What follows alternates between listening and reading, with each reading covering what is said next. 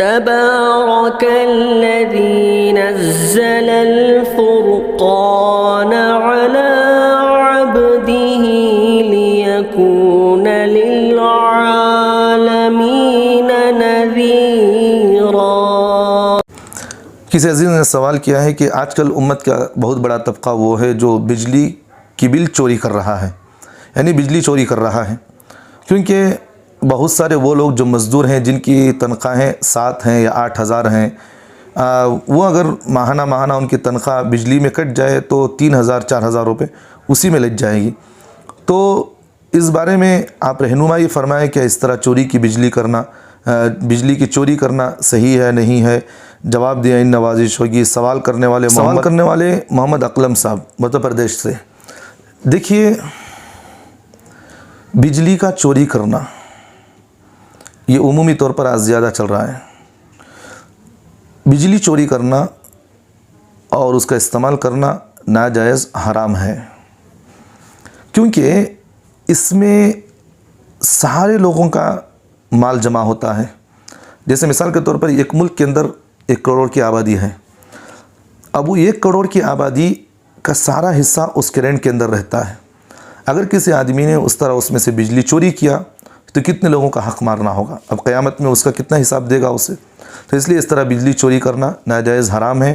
جن لوگوں نے اس طرح بجلی چوری کی ہے تو ان لوگوں کے لیے ضروری ہے کہ جتنے دن تک وہ بجلی چوری کیے ہیں، جتنے سالوں تک کیے ہیں، ان لوگوں کو اس کا حساب لے کر گورنمنٹ کو کسی بھی حالت سے واپس کر دے۔ غربت کا کوئی اعتبار نہیں ہے۔ کوئی آدمی کہے کہ میں غریب ہوں، میں کیا کر سکتا ہوں، کما نہیں سکتا۔ بھئی کما نہیں سکتے تو اس کا یہ عذر نہیں ہے کہ آپ چوری کر رہے ہیں۔ چور کے لیے اگر یہ عذر ہم اجازت دے دیں کہ بھی آپ چوری کر سکتے ہیں، آپ کے ہاتھ نہیں پیر نہیں، آپ چوری کر سکتے ہیں، تو اب وہ سب کے لیے اجازت ہو جائے گی اس میں۔ تو چور کے لیے جو آدمی معذور ہے تو اس کے لیے چوری کی اجازت تو نہیں ہے، کیونکہ قرآن نے حکم دے دیا کہ بھی چوری کرنے والے کے ہاتھ کاٹو۔ تو یہاں یہ نہیں دیکھا جاتا کہ میں کیا کروں، میرے پاس کچھ پیسے نہیں، میں ایسا کریا۔